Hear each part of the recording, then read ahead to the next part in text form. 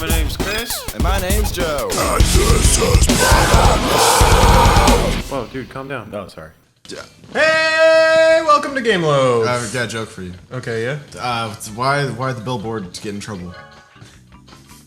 What? We're playing Crouch Team Racing. It's You're the comedian. You're a regular comedy boy. it's a Mario Kart clone, but it's better than Mario Kart. It is. If anybody wants an explanation of this game and you don't understand it from the gameplay, call you out. So Then Joe, I'm on the bottom playing. I'm Triple Reel. Chris. I'm on the top because I'm Crash Bandicoot. Oh shit. I don't know why I do that. Well, I know why I do it in this game. I just like Crash the most. Wait, dude. What? Have you ever played drinking and driving on this game? No, actually. Okay, so for anybody that doesn't know what drinking and driving is, it's when you get a DUI. So there's real life drinking and driving, which I don't advise, but then there's fun drinking and driving, which is played with usually Mario Kart. You have a beer at the start of the race, and you can only drink it when you're not moving or something. I always called it Beerio Kart because I was not creative. That works too. But basically, you can't finish the race until you finish your beer, and you can't drink while you're driving. So you have to stop to drink your beer. We should try playing that on this because we may have had some drinks already. You know, I'm actually down for that. Yeah, okay, so you have played drinking and driving Mario Kart, Oh yeah, right? definitely. Okay, so what's your technique? I fucking shotgun it at the beginning, and there's then two just do schools of thought, and that's one of them. That's and what I do. I used to do that, but then I saw the light of the second school of thought, which is you get to exactly the last lap and then you shotgun, because it always takes longer for people to catch up to you than it does to start. Really? Yeah. So like if everyone else is, it kind of requires everyone else to shotgun, you know, like at the beginning.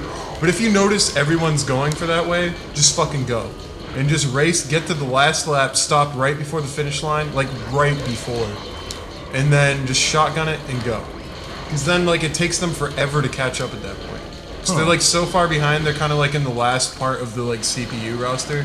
So they're getting like shit shot with all the shells. Damn it. Are you fucking kidding me? No, it's okay. I'm very upset. It's kind of funny how this game became like muscle memory to us. How long have we been playing this, man? I got this game in 4th grade, I think. Yeah. I remember I got it from About Action then. Replay or Instant Replay. Mm-hmm. I rented it from there, and then I was like, "Fuck, dude, it's so goddamn tight." I'm 7 or what? I was not 7, but I was I was like 11 maybe. But like I got it and it was so good, man. This is like the racing game. I fucking love this game. But wait, I remember how did your parents like handle like games? Did you like save up for games yourself, or did they like buy you a game, or like? So I always ended up like, because I never had like an allowance. Right, I didn't either. I knew kids with an allowance, and I always like I was jealous, but now I understand it is like that's kind of fucking weird. Like. Just like, here's free money for being our child. I guess I can see it as like, you know, you do your chores, you earn your allowance. But like, to my parents, it was like, as long as you're not a little shit, like you can have a toy once in a while, you know? Like they weren't like, Mom, I want a toy. And they weren't like, let's go, you know? I was always like jealous of like other kids that had allowance and like chores too. Because I was like, shit, I want to get some money, man. Yeah, exactly. But like, paper. Like I think the way like my parents raised me, I was like, looking back, I'm like, yeah, that's the way to do it. Because they were just like, you don't have chores, you just have things that you have to do. It was like, yeah, exactly. It goes without saying that you just do this. Like, you clean up the table, you set the table, you take out the garbage, you know, you mow the lawn. Exactly, shit like that. Kind of shit. It was just like, you just do that. Like, my parents always paid me for mowing the lawn, but that was when I was like in middle school and high school. They were like, here's like $10, you know? And it was cool, because then like, I'd mow the lawn like once a week. Yeah. And then, like, you know, after a few weeks or after school year, like, I had a good bit of money for the summer. Shit like that was cool. But when I was, like, very young and these games were out, it was kind of just, like, you know, my parents would be like, well, you know, it's been a few months since you've, like, got a new toy. Yeah. Like, do you want, like, it was kind of like if I really begged for it, they were like, all right.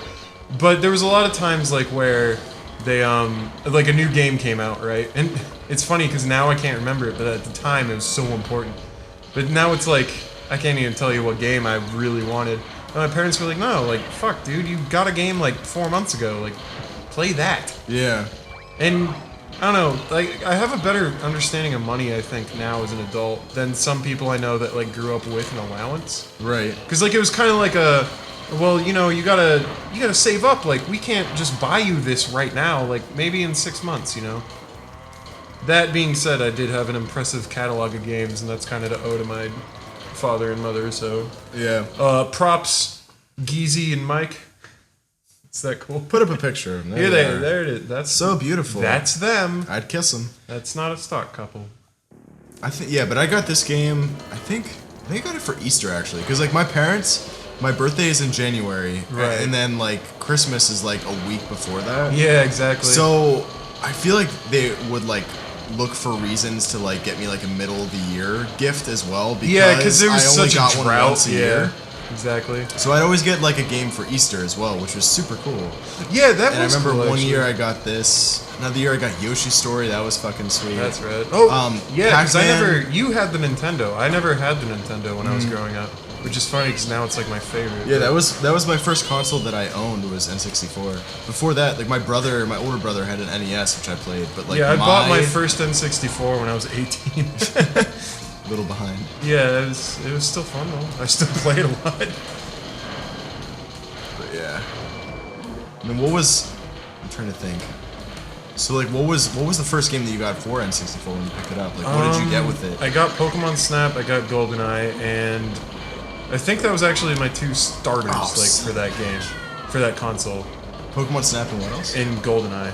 Those are pretty good. Which that's a good combo to me. I love Pokemon Snap, dude.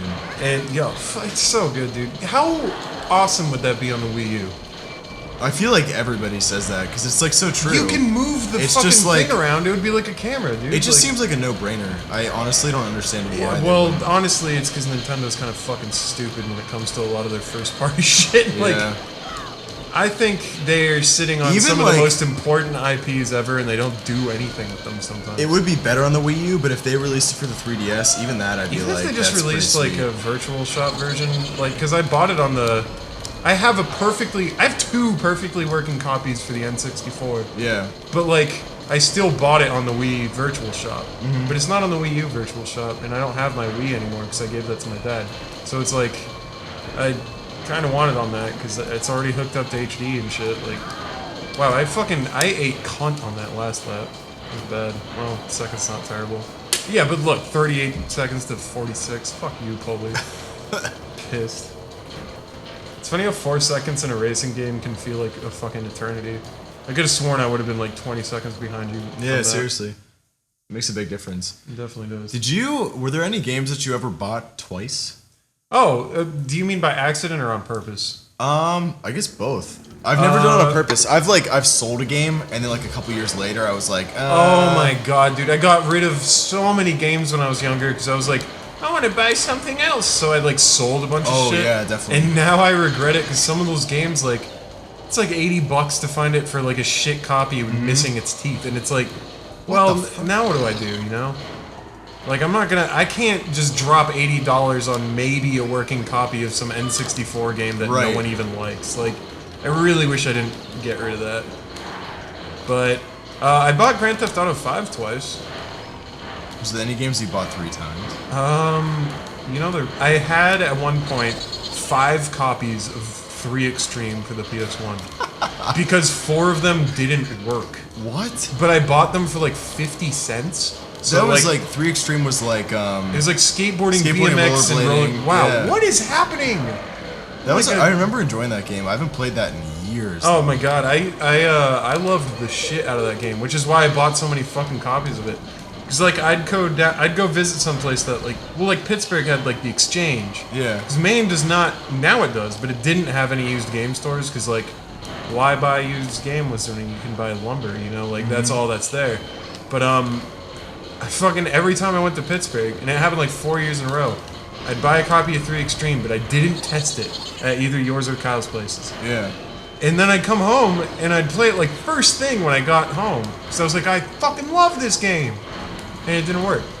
And that happened like 3 years in a row. And then finally one year I just bought like the rest of the 3 Extremes they had at the store. It was only like $2, but I was like, I'm buying your stock of this game. They're like, okay. I bought them all, and then 2 of them didn't work and one of them did. But yeah, like, I remember liking that game. Wait, was it BMX or was it scooters? I think it was scooters. I think it was BMX. One of them, like, they added scooters. Maybe it wasn't that. I remember when I had. Do you remember Tips and Tricks, dude? Oh yeah, definitely. That was legit, man. I still have all my old copies at my parents' place. I gotta like grab them sometime. Tips and Tricks, for anybody that doesn't know, like, how would you describe Tips and Tricks? It's like, okay, I originally bought it because it had sick cheat codes for all my PS1 games. Yeah. But they also, then as I like grew like a little bit older, when I wasn't like 8 anymore, I would get it. I'd like go down to like the fucking like corner store or whatever, and I'd pick it up because they had like reviews for upcoming games. And shit like that. Not reviews, like it was like previews. Yeah, like the first half of the game was like upcoming shit, or the first half of the magazine was upcoming shit. Yeah, exactly. And the second half was like all of the cheat codes and shit. Yeah, and I honestly just like loved having cheats back then because otherwise you had to go to a website. And I remember we went to like that was like the days. Central or some that was shit. like the days of dial-up and shit too. So Oh it was yeah, such a pain in the ass. And like getting your parents' permission to actually go like, can we go get cheat codes? And then you do it and get like 60 viruses, and it was like terrible. Yeah. Wait, that was it. Oh wait, can I discuss my favorite thing and probably what was most confusing to youthful Chris? Sure. Was this upcoming sequence when you win. This was my this is a crowning moment for my prepubescent self, and it was actually this particular Bandicoot too. Are you ready? Zoom in on it. Titty jiggle. Alright, Gameloaf over. Next episode. Subscribe. Boom, right there. There it is. Save. Sure. No. Oh, come on!